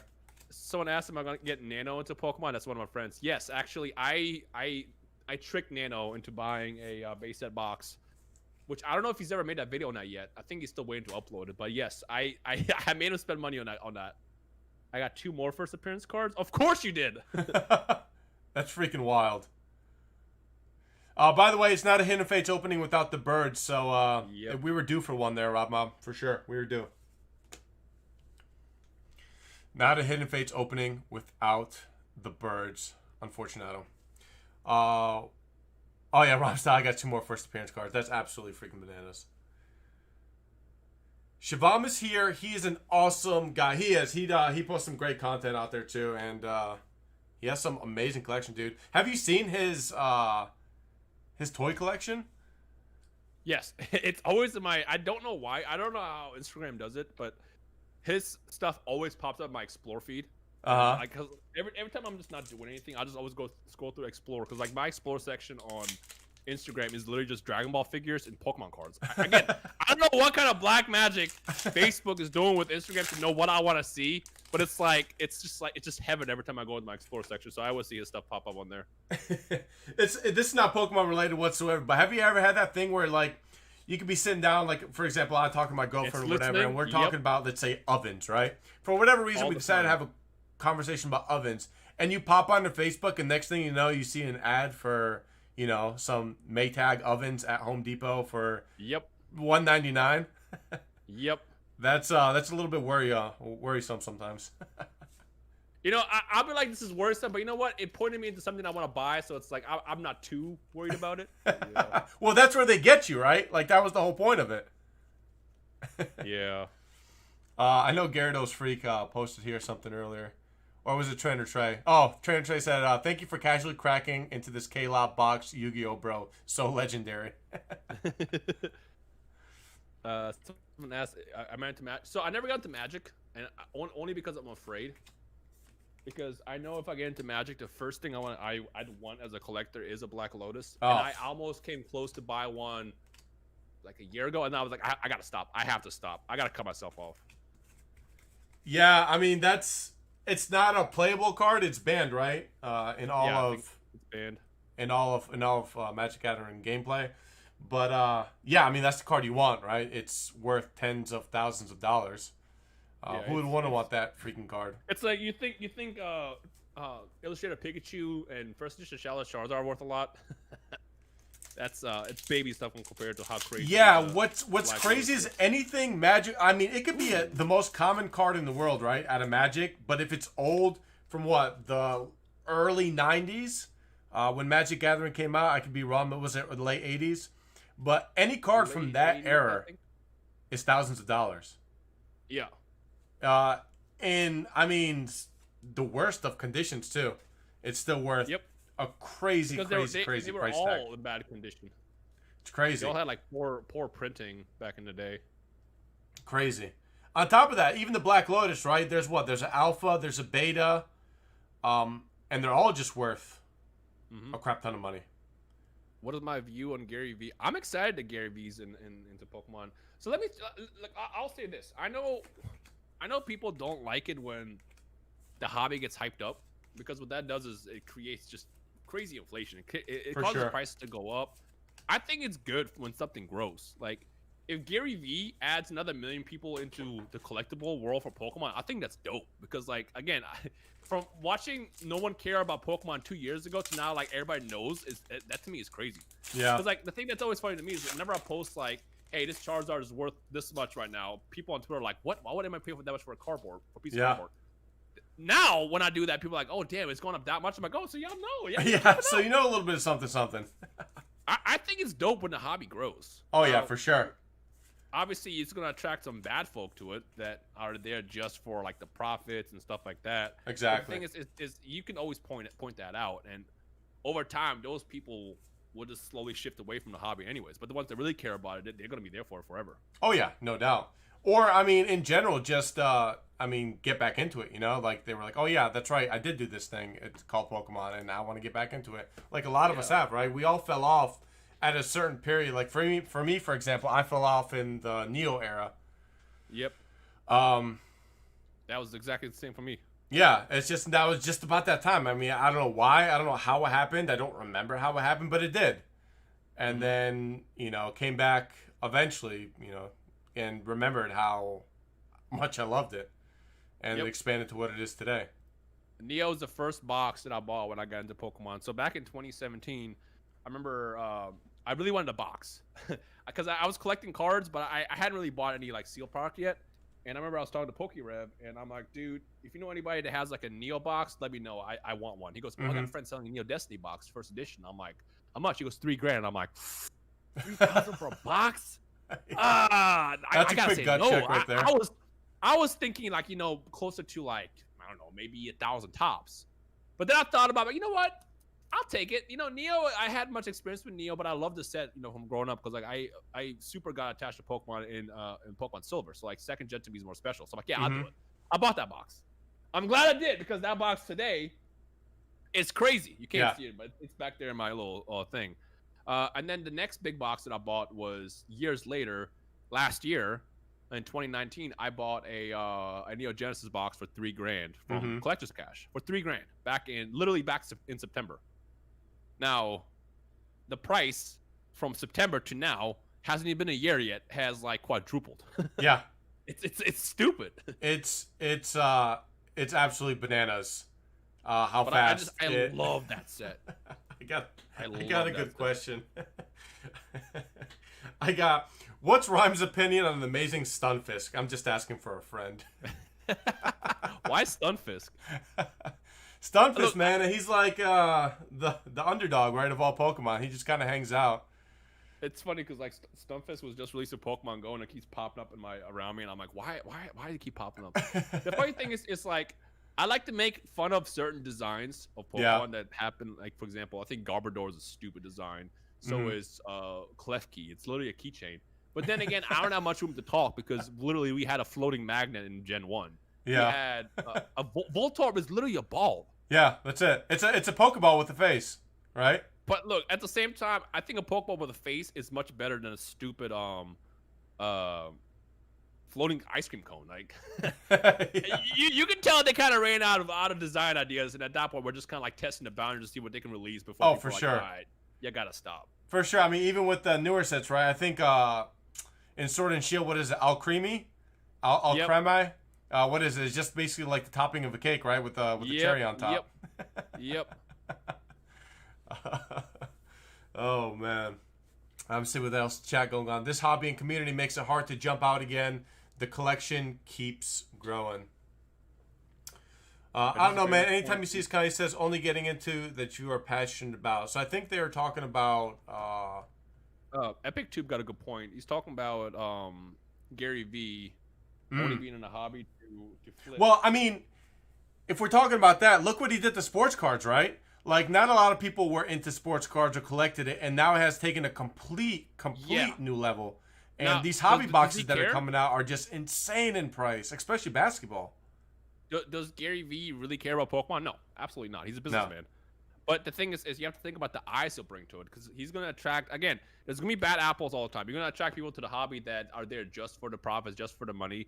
But you're also going to attract people that grew up with it and forgot about it, and they're going to come back and realize how much you love it.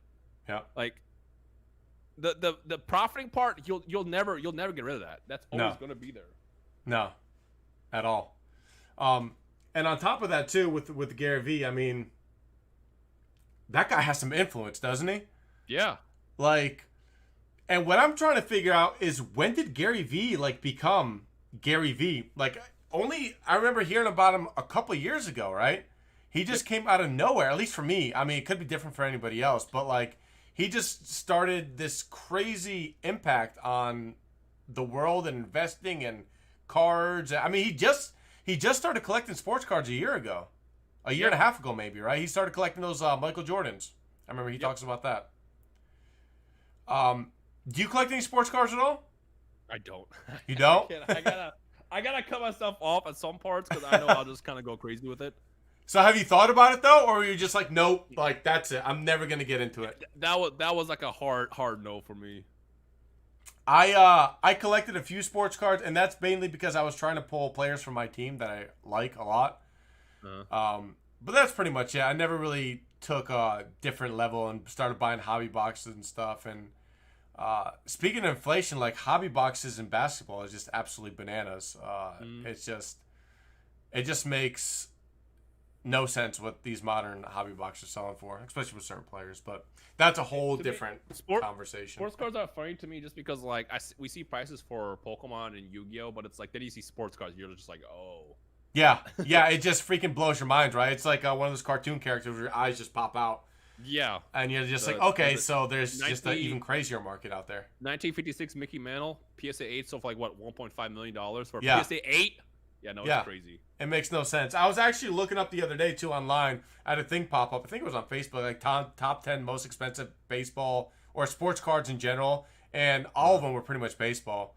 But the prices that they were going for at like a PSA 2, you know, just like a flimsy piece of paper, just makes no sense. They literally, you pull those cards in packs of like gum. Yeah, exactly. Well, that's exactly why they're in such bad shape and so hard to find. And apparently they're just full of error stuff, which makes it that much more valuable. Have I seen a gold Lugia JR Rally from 19... I think I have. Lugia Gold JR Rally. Yeah, Nachibam has some things that I've never heard of, to be honest with you. Like, sometimes I'll go ahead and pop into his feed, and he just has things that just I've never seen before in my life. Yes. Actually, I have heard of this. I wanted to buy it a while back, then I forgot about it. Lugia Gold Rally. I feel like if I start researching on my computer, I'm just going to crash everything. I got so many windows up over here. It looks like a dang mansion. So, did you get anything good out of the those packs you're opening up so far? I got 2 foils already, but not the good ones yet. Nothing to freak out over? Not yet. What's the most you regraded card? Yeah, Ryan, what is the most times you've graded the same card? Regraded the same card. Ooh, that's a good one. I graded... So I pulled Gold Star Mew on my channel. Okay. PSA 9, PSA 8, PSA 9, PSA 9, PSA 9, PSA 10. 6 tries. Wow. There was nothing wrong with the card. Yeah. Literally nothing wrong with it. Yeah. I'm convinced, like, no hate to PSA, but I'm convinced that sometimes they just, like, I don't know, they just throw darts, and it's like, all right, we're not going to get this one 10. It's like, because, like, look, a lot of times people are like, oh, my card should be perfect, but then you look at it, you see that there's centering issues or something, there's something clearly wrong with it. Yeah. But then there's the times where they just don't give you a 10 for no reason at all. You're just like, but why? Yeah, it doesn't make sense at all. The person that asked that Golden Wardle, he actually sent in a first edition Blastoise from Team Rocket, and I mean, you just look at it, it looks perfect. They didn't give him a 10. It was a 9. Yeah, no, and I don't know why. They do not give 10s for Team Rocket cards. It doesn't make any sense. I gave up on Team Rocket in general. And actually, I remember at the time when I was sending Team Rocket cards, they had an article about how hard it is to grade Rocket cards. And I'm like, but why? Like, again, I'm not an expert, so for all I know, there's something that we're missing when we're looking at the cards. But I've had cards that were literally perfect set. Like, I would take a picture of this and throw it in Photoshop and look at the pixel. I'm like, no, this is perfect centering. What are you talking about? See, that's when you got to take out one of those Taylor measuring tapes and just put it on each side and see what the exact measurement is and determine it that way, apparently. I mean, so when I got into the hobby again, I had a PSA 9 first edition Blaine's Charizard that was in the back of my set forever. And I remember, like, when I heard about the concept of regrading, which I didn't know about that before. I figured once you get a card graded, whatever the grade is, that's it. You're stuck with that forever. When I heard about the concept of regrading, I remember I was like, I wonder what would happen if I resend that in. And I sent it in once. Came back a 10. So I'm like, okay, what's different? Like, I don't understand. Yeah. Again, looking at it, there's nothing wrong with the card. The centering is fantastic. It's just like, sometimes I just don't understand why they grade stuff the way they do. Yeah, it doesn't make any sense. I mean, sometimes it's worth sending it back in just for, regrading purposes, just to go ahead and get that 10, especially when you know it's a 10. Yeah. Now my rule is, if something gets a 9, if I think if I've seen a whitening or anything on it, I will send it in again. Yeah. And if it gets a 9 like 3 times, I'll just accept it. Yeah. But I've also had a situation before where I sent it in multiple times, 9, 9, 9, 10. It's like, okay, so I guess today was a good day. So what was the difference there in the end? That's what I want to know. Yeah, no doubt. Did you ever collect any X-Men, Marvel, DC back in the 90s? And how about those obscure Garbage Pail Kids cards back in the day? No, never. The only other TCG I got into when I was a kid was Digimon, briefly. But I got into Digimon because I thought I was supposed to. Because at the time, it's like whatever everyone was doing, you would just follow. Exactly. And I remember I was the last to get into Pokemon. I did not want to get into Pokemon cards, and then I did. And then I saw Digimon pop. I was like, oh, so should we get into Digimon next? So I started getting Digimon cards here and there, and then I just realized how much I didn't like them, and then those were dropped immediately. Do you remember as a kid those what were they called? Those little circle, they were like pops. What were they called? Maybe someone in the chat can let me know. Pogs. Pogs, yeah. Did you ever collect any of those? I know I dang sure did. I never got into Pogs, but Pogs were definitely around me a lot. Oh yeah, for sure, dude. I'd be on the playground hanging out with all the freaking kids and just trying to see what kind of Pogs we had. Yeah. And, of course, the Blastoise in my back pocket, just, eating up all the lint. So. Oh, we got a hit. There it is. I hate everything about this code. Do you remember this? This is Raigeki. That I don't. I'm not too familiar. It's destroy all monsters in your opponent's side of the field. This gave me trust issues. This card gave me trust issues as a kid. I wish. Man, I don't even know how to put it. I have it somewhere here. I actually have my old cards, and like I said, I didn't have anything special. But hold on, let me see if I can find it here. I'll actually show you how beat up my tin is if I can find it. Okay. But it's got to be over here somewhere. I know I had it.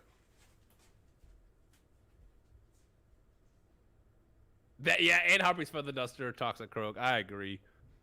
I had one friend who had both of those in his deck. I just never dueled them. I didn't want to. I was a salty little kid. I'm like, all right, if you have Harpy's Feather Duster and Raigeki in your deck, I'm not playing you. Favorite TCG in order? Definitely Pokemon, Yu-Gi-Oh, and then Dragon Ball Super card game. Here we go. Here's some of my older stuff that I found. Actually, my mom found for me. Look how beat up this tin is. It has seen better days. What you just have bangers in there? There's just old rust. Oh, there's one. There's one. There it is. Oh, see, now I don't even have them in this tin. I don't know what I did with them. I put them up somewhere over there. I took them out the other day just to look at them. But, I honestly don't think I had anything crazy. I think I just had, as a kid for Yu-Gi-Oh, I pretty much just bought the starter decks, I think, and just played with out of those, because all I saw was Blue Eyes on the front and Dark Magician. It was like, okay, well, that's what I need to buy, Yep. I got Rhymestyle's favorite TCG in order. I think we answered that question. Yeah, we did that one already.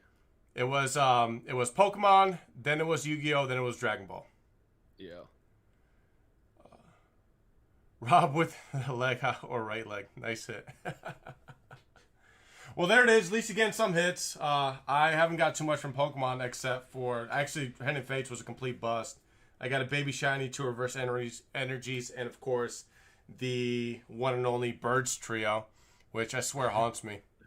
I hate that card so much at this point. I can fill a binder full of them. The first time I was excited, and then it's just like, all right. Yeah. Well, then you got your 17th one, and you're like, okay, like this is a little bit much. Yeah. I did find one of these gems randomly sitting at I don't see these much often for Burning Shadows at Old Target, and I was like, you know what? Why not? What you pull the Charizard out of that? Could you imagine? Actually, a lot of these people I've seen been pulling Charizards out of. See, I messed up the word Charizards. It sounds something like Charizards. Out of those ETBs that were completely stocked at Target for a while. Some really good luck with that. Although they haven't been in the greatest condition in the world. Rhyme, do you collect anything outside of TCG or video games when it comes to Yu-Gi-Oh or Pokemon? You see that? Do you see that? Hey, there it is. There's a magician right there. Hey, there we go. There it is. Blue, but it's the next best thing.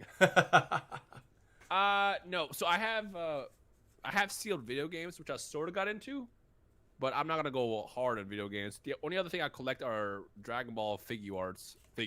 But even that, I slow down a lot with because it takes up too much space. But they are sweet, though. I remember, I still go to GameStop one night, I see some of them, and I'm like, oh my god, that looks so good. Exactly. And then you buy one, and then you want all of them. Yeah, exactly. And then usually, hey, there it is. So we did get a hit from it. I mean, it's nothing crazy, but it's a hit. Yeah. Yeah, and then it's like, well, then I got to consider the price tag because usually they're about $80 to $100.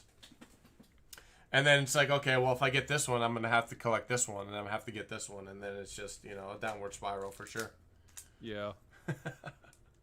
I mean, even in Pokemon, like the plushes, just to get one plush, it's like $15 for a small plush. Mm-hmm. It's absolutely crazy collecting some of the figurines. But I do see that you got a Borderlands. Is that what it is up there in the top right of my screen? Yes. So that I went to, I think it was GameStop Expo, like 4 years ago, and they were just selling them for $50. It was Really? It was a $400 Borderland Collector's Edition that I guess nobody bought. It just super flopped. And they're selling for 50 a piece. I'm like, why is there like everyone was like lining up to buy it like it was something super important. I solely bought it because I saw people lining up for it and I didn't know why. Turns out it's because you get a claptrap inside it that you can control from your phone and it has a built-in camera and everything. It's actually not cool. So I bought it because I wanted to mess with it with my dog. For $50, man, that was a good deal. It is. I actually played a lot of Borderlands. That was one of my favorite games for a while there. It's just so wacky and crazy. I just loved it. Bought all the expansion packs for it and just kind of went in. It was definitely pretty legit. I'm currently addicted to Brand Presto, DBZ figures, and One Punch Man and MHA. Actually editing a review on them as we speak. Great prices for those figures. Mm-hmm. Yeah, those figures, they're pretty darn cool. I'm probably gonna just start collecting some kind of figurine for sure. When you saw Leash TV's video, that was the first time I saw an influencer comment on someone's video. I don't like being called an influencer. I'm the same person as everybody else in the hobby, but the thing is, like, I do often just like I'll spend time just going to people's videos. So, like, for example, what he did, I thought was kind of cool. What he was just drawing people's stuff. But like literally most of my time I spend watching on YouTube is just watching people's like opening videos and stuff like that. Like I wake up every morning and before I do anything, I'll watch a couple openings first. Yeah, no doubt. Same here. I kind of pretty much do the same thing. Do you just feel like reluctant to comment just because you're just afraid that the amount of comments you're gonna get? I will literally just comment. Like I'm like fully into it. Like nice. I don't see myself as someone that's like, just because I'm a content creator, I don't see myself any different than anybody else. Like I literally watch stuff like anybody else, like every morning when I wake up. Yeah, for sure. And I think a lot of people, like lose track of that. Like they don't, I mean, although, like I said, for me too, when I had reached out to you, I was pleasantly surprised that you got back to me. And like I said, I can't thank you enough for hanging out with us, the Rob Mob, and everybody seems to be having a great time as well, asking questions, hanging out. Like I said, I think this is just as dope. Like stuff like this is just fun to me. No doubt. It's one of the things too I found, like, I didn't know what my YouTube journey with Pokemon was gonna be, and it just kind of happened, It just kind of happened. My buddy Golden Wardle, he hit me up to do like a live, and we kind of did this as a Pokecast kind of thing. We opened, and we were both searching for that shiny Charizard, and it kind of happened. And then after I got off, I was like, that was fun. Like that was a lot of fun, Yeah. Because mostly I do openings by myself too. What was that? I said when it comes to this stuff, I could just sit here and just get immersed for hours, just talking hours and hours and hours about it. Oh yeah, for sure, no doubt. Me and you both, and that's if you look at some of my old live stream, that's what it's been. It's been 2 hours, 2.5 hours, and it's like I had 2 streams ago. I had dinner plans, right? I was supposed to be somewhere at 8, and then one of my friends happened to go in the live stream, and they were like, we're at the restaurant waiting, right? Like we had this reservation, so. And I'm like, oh my God, yeah, so I should probably wrap it up. And then 20 minutes later, I'm like, okay, I gotta go. Like, this was fun, this was awesome. And it definitely happens. But yeah, no doubt, I do the same thing. I wake up and I check out some videos, or I'll listen to some videos on my way to work. And it's just enjoyable. And I get excited when other people get great polls or get what they're looking for or whatever the case may be, because it's just a great community to hang out with. Mm-hmm. I honestly can't, find a better community. I met so many great people that I never thought I would. Yeah. Ever. It's because a community like this is just like it's pure passion. Like yeah, no doubt. Like as you grow up and get older, you're told, hey, you're not gonna have time for this. You have to forget about this. And people do. People Yeah. forget like where they came from. People forget Yeah. about the stuff they grew up with, and then they end up being miserable. And it's just, I'm Yeah. like, no, you gotta hold on to these things because they make life just that much better. Yeah, no doubt. I definitely don't think you can put an age limit on Pokemon. I mean, look at look at Gary, man. He's killing it, and he has still that fiery freaking passion, Yeah. And he's the guy that you can literally sit to and talk Pokemon for 12 hours straight without missing a beat, Yeah. And like I told him when he was on the Pokecast with me, I was like, dude, I'm gonna go to my kitchen, go grab a thing of popcorn, go grab a big gulp, and you just talk away, and I'm gonna listen to all the stories you have, because like it's captivating, right? I've seen other interviews with him, and I've watched through and through everything that he has to say, and then I want to listen to it again because it's just some of the stuff that you didn't think about as a kid, and things that happen behind the scenes that make the hobby right now that much more interesting, especially since now it's been 20 years and it's vintage, right? It's just interesting to me in general. And Golden Wardle said, then you have kids and the hobby gets even better. I agree too. Like, I got a little one, and that's what kind of got me back into Pokemon, right? Like, he pointed out a pack, and I was like, yeah, I remember this. Let me go ahead and grab it. And then we're going to open it. We opened one, and next thing you know, we went and opened another one, and opened another one, and here we are, thousands of dollars later. Big investments in the YouTube channel, but here we are, Worth it. Yeah, no doubt, for sure. For sure. But, yeah, it's just a great thing, man. This community is just absolutely awesome. And I think I end, or even start a video just thanking the whole Pokemon community just, for being around and being supportive, man. Even the Yu-Gi-Oh community sometimes, actually, I've tried going in the Yu-Gi-Oh community once, and I completely got trashed in there. Like, I commented on a guy's video, and I just got... Don't call it hollow. Dude, I got absolutely bamboozled, and I was like, you know what? I'm going to go back to the Pokemon community, because at least I can mess up there. Yeah. No, I've definitely had... I mean, I still love the Yu-Gi-Oh community, but they can be harsh sometimes. Oh, dude. I think I went somebody's video, a guy that I follow, I went to his video and I commented, what's up, man? I'm here first. And everybody was so mad at me. And I was like, what did I do wrong? My big experience with that was, I remember when I bought my first edition LOB box, I made a video. The video is literally titled, I bought a first edition LOB box. And in the first 10 seconds, I say, I bought a box. I'm not opening this. Just let you know now. I'm not opening this box. But I have packs. Yeah. So in the video, I opened like the original, not like the reprints, but the original. They got the old logo and everything. I opened I think it was 8, 10 something packs. But I also showed the box. Yeah. And people were just mad at me for not opening the box. I'm like, first of all, if I open the box, you should be mad. Yeah. Never open a Yu-Gi-Oh box. It's not worth it ever. 2, still open the packs. Why are you mad? Right? And it's almost opposite like that with the Pokemon. People are like, no! Leave it sealed. Sealed. Exactly. Like, I can't tell you how many times I reached back here and I was like, you know what? Today's probably the day.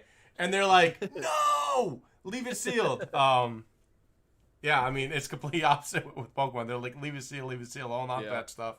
And treasure it forever for sure.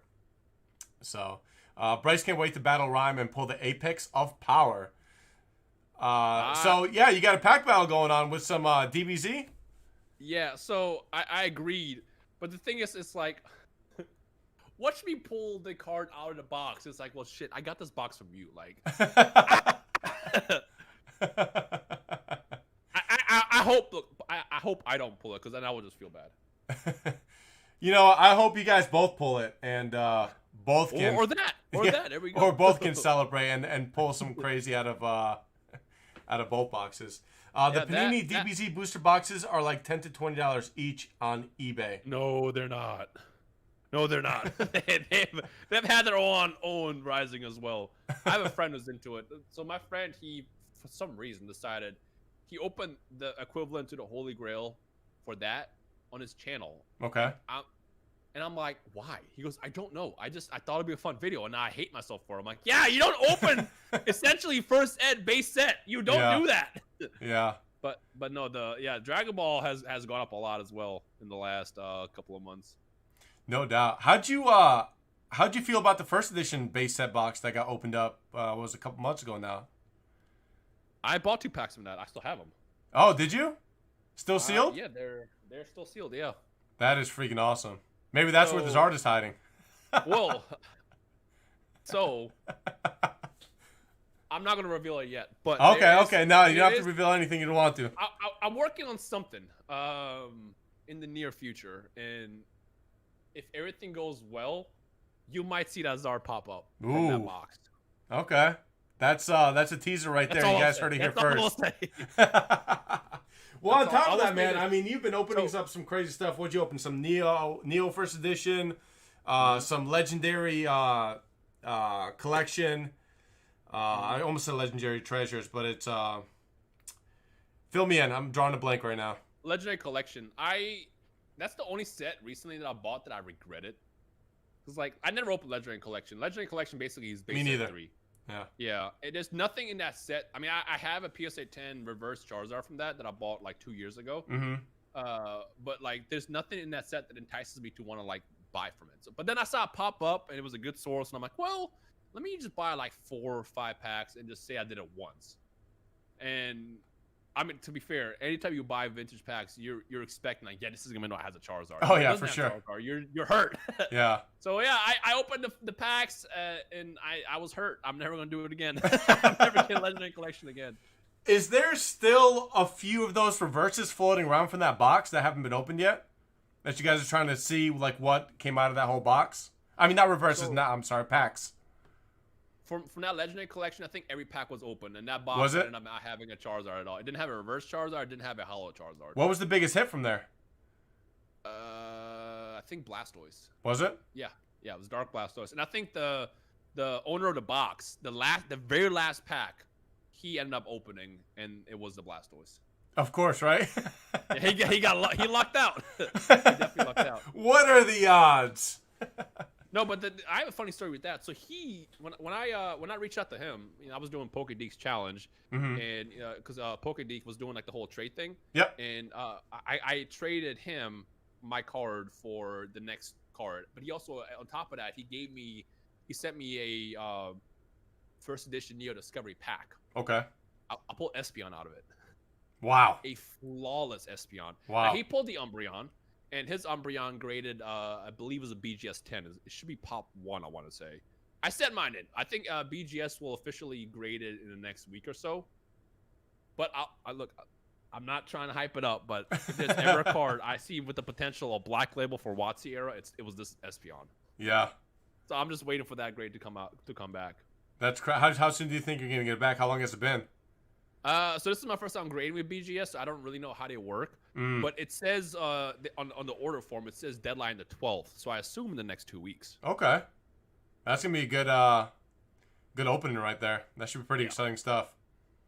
I mean, in case you don't know, there's only 2 WotC PSA, or not PSA, but 2 Black Label cards. It's Blossom and I think Togetic. Either Togetic or Slowking. No. It's Togetic. It's Togetic. So there's a Blossom and Togetic, and there's no other WotC Black Label card. I feel like Black Label in general out of Beckett is just next to impossible to get. Yeah, I mean, at worst, it's gonna be a 10, which I'll be still excited for because it'll be my first time getting a 10. But like again, there's that small chance. So for anybody that doesn't know, do you want to explain what like a Black Label 10 is? Yeah, so right now, I believe if you get a regular BGS 10, it could be 10, 10, 10, 9.5. It doesn't have to be like a perfect 10. However, if it's 10 for centering, edges, corners, surface, everything all around, you get a Black Label at the top, and it's like literally the definition of perfect, flawless. Yeah. I still think if I send my Typhlosion in, it'll be at least a BGS 10. But it's a candidate for a PSA, not PSA, I keep saying PSA. It's a Black Label candidate as well, just because like that Typhlosion I pulled a couple of weeks ago is so perfect. Really? So perfect. And what do you think the price difference as far as like on a price tag level would make from a Beckett, Black Label to a PSA? I don't know, because right now the problem with Black Label is people just gas it up a lot. Like for example, like I said, there's only two WotC black labels out there. One's listed on eBay for 60 grand, and it's been there for like 2 years. No one's gonna buy it. Yeah. Like I can probably list my Typhlosion if it was to be a black label for 100 grand. No one's gonna buy it. Yeah. That's not yeah. You can list it for whatever you want to. Yeah, but like I don't know. It's really tough to put an actual label onto something that has never sold or existed before. Yeah. No doubt. Because you never know. You might get GaryVee might see that and be like, I want that. That's only one. Yeah. 60 grand, let's do it. Like you might get a GaryVee out there that'll buy it.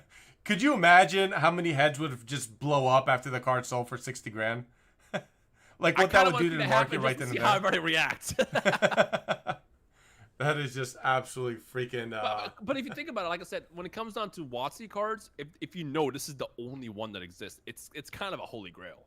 Yeah. Oh yeah, no doubt, 100%.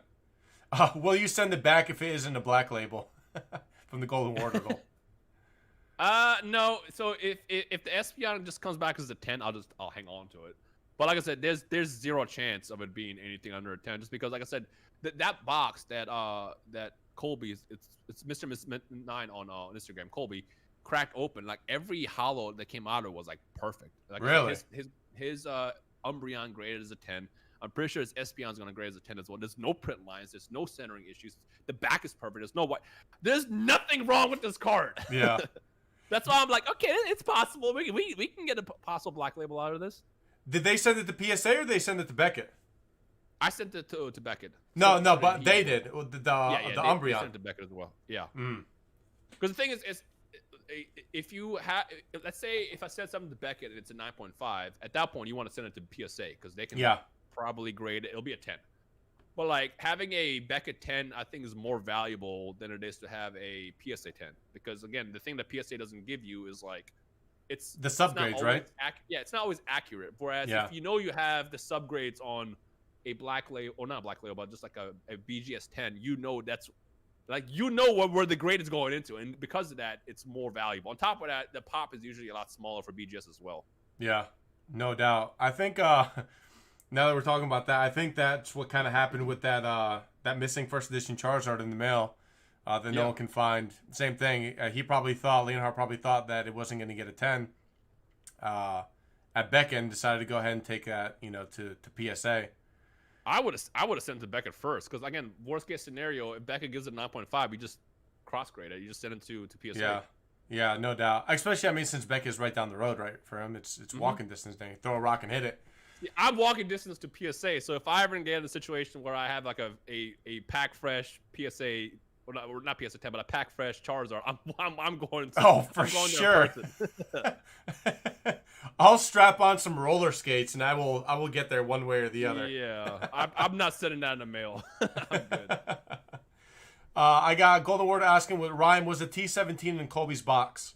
No, the T17 that I got I bought some packs from Troll and Toad back in like January. And again, I got lucky. Look, every morning I wake up, the first thing I do, I have a tab. I have a tab for booster packs and for Neo. I click on that. I see what new packs loaded up in Troll and Toad, and then I'll check and see what new Neo packs, or not Neo packs, but cards that we got. And then if something stands out, I will just snipe it. In that situation, I sniped the Neo packs back in like January for literally 60 up. I bought like 8 packs for like 60 a piece. Dude, that's absolutely bananas. And the crazy part is I pull like 5 hollows too. That's crazy. Yeah. I posted it on my Instagram the other day, but like I recently bought a lot of packs from Troll and Toad. They got a huge like haul of vintage packs. Yeah. I bought 8 Fossil First Edition packs for like 150 a piece. Of those 8, 5 are hollow, 5 are heavy, like really heavy. I bought 2 Aquapolis packs, both are heavy. I bought a Neo Destiny and the Neo Discovery, both potentially heavy. Not Neo Discovery, I said Neo Revelation. Neo Revelation might be a maybe, but the Neo Destiny definitely was a heavy. And then I bought, what was it? 2 other crazy packs. Did I say Aquapolis? Yeah, Aquapolis was on there. And something else. But I don't know what it was. They just got a random haul of packs. Yeah. And I'm like, all right, I'm just buying everything. Worst case scenario, if I see something is up, I will return it because the thing is Troll and Toad has a good return policy. So if I buy everything, I see everything weighs the same. I'm like, okay, look, this is weight. Like I want my money back. Yeah. As long as you send it back, you can get your stuff back. Well, that's awesome. So, but like in this situation, I weighed everything. I'm like, everything weighs. Like this is untouched. This is unweighed. What happened? Yeah. That's wild, dude. That haul is pretty freaking intense that you got for sure. Yeah. I got Pokefight asking here. Can you just walk into the front door PSA? I'm not literally walking distance. It's like a car drive. It's like 80 miles ish. Yeah. But I think that the CEO lives like maybe 20 minutes north of me. Yeah. That's crazy that you got those packs from Troll and Toad and they were that freaking fire. I mean, yeah, I haven't opened them yet. I'm waiting. I'm trying to decide, do I want to sit on them? Because just having sealed product is also just really, really nice. But like, having sealed product, knowing that they're heavy, it's like, this is like. Yeah, you kind of want to figure out what's inside, right? Mm-hmm. So I mean, sometimes the card inside is definitely going to be well more worth what the pack is worth sealed. So I think I'm definitely going to open the fossil packs. I'm definitely going to open the Aquapolis pack. The only thing I'm like sitting on right now is the Neo packs. I have damn near a booster box of Neo packs sitting in my little storage box. I'll tell you what, I'm definitely jealous of that booster box of just sitting in a storage box. You know, I've always said this, that one day I'm going to go to a dang storage auction and I'm just going to find a holy grail in a storage unit. Yeah. And no one's going to know anything about it. And I'm just going to place a bid on it and I'm going to walk out with something special. That's what happened with Leonhard. Leonhard found that storage hall and he was talking to me when it was happening. I'm like, I mean, if it ends up being legit, good luck. And he ended up buying like the most ridiculous boxes. That's where I got my Aquapolis box from. Yeah, that's wild. Yeah, that whole haul was just absolutely insane. I remember he talked about it on his channel. And, yeah, I mean, I could only wish. But now the guy reached out to him, though, right? Yeah.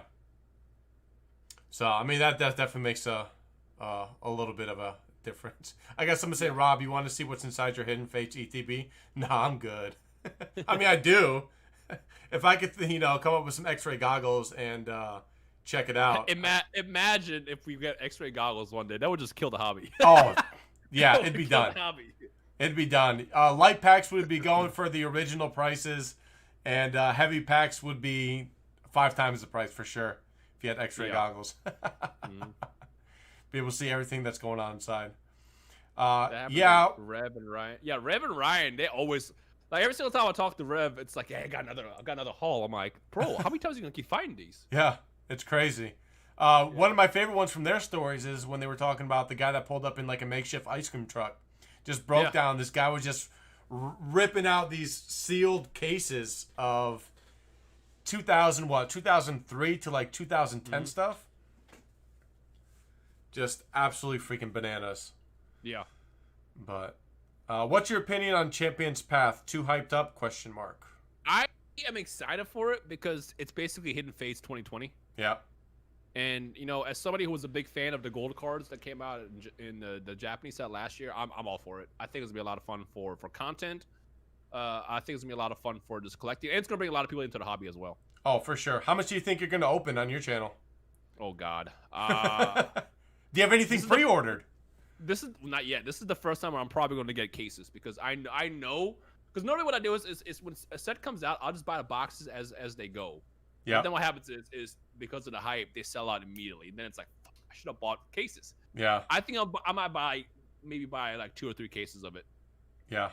And that's just the ETBs. You're not going to get into the pink collections, all that kind of stuff. Not sure yet. We'll see. Do I still have a tag? I still have a tag All-Star box. Actually, I do. I need to get a hold of one of those too. They're freaking. It's so hard to get them from overseas now with everything going on too. Yep. You just gotta wait forever. And I had a guy that had one here locally, and I should have got it from him, but I never did. Yeah. I like that set because I actually ended up pulling the gold Mewtwo out of it. Mm. And then I ended up buying the Charizard. Champion's Pass is legit. I got you, Rhyme. Holler at your boy. Throwing in all the promotional plugs in there. I just sold the PSA 10 gold races art for $225 yesterday. Nice.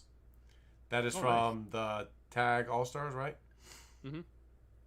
That is. I think I bought mine for.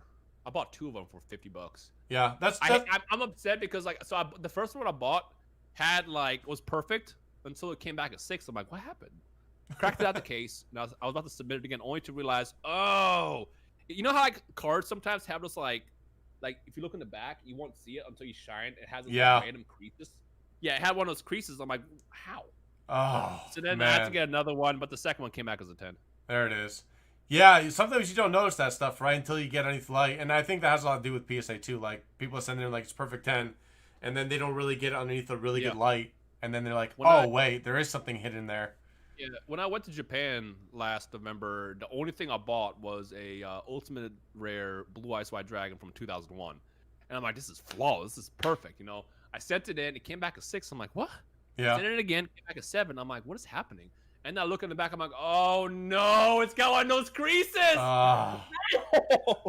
Yeah, that'll kill any freaking mood right there real quick. But, I mean, that's what happens, I guess, when you collect cardboard, right? Sometimes the inevitable happens. Mm-hmm. Every time. Every freaking time. Rhyme, dude, I appreciate the time that you it was fun. Brought, man, and hanging out on the channel for a little bit. 2 hours passed, and it didn't even feel like 2 hours. Yeah, at all. I just looked at the time also. I was just like, oh, man, we're working on 2. Yeah. But, dude, I appreciate it, man. Like I said, you are a huge fan favorite, dude, and you are just absolutely killing both channels right now. Content's awesome to watch.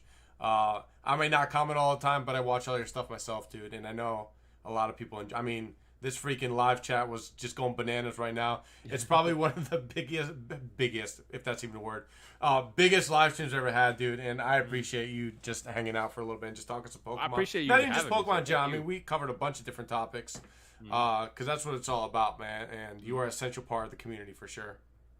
I appreciate that. Thank you. Yeah, no doubt. Once again, dude, congrats on the 1 million. On to 2 million, right? Yeah. So baby step. I'm sure it'll happen there in freaking no time, man. You are just absolutely killing the game. And on top of that, it looks like the Rob Mob is just freaking thanking you being on here too. Smash the like button, guys, and I just want everybody to thank Ryan for hanging out with us because it was an awesome experience for sure. So, well, I usually end my videos with, or I end my videos, with a, or start my videos. I can't even talk right now. With a huge Rob Mob, so I like to shout in the freaking mic. So you might want to cover your headphones up so you don't bust your ear. I'm an expert at being loud, so give me your best. So guys, you know how we like to say, I guess, hello on my video. So until next time, Rob Mob! Catch you guys later. Thanks for hanging out. Ryan, thanks again, dude. Appreciate it.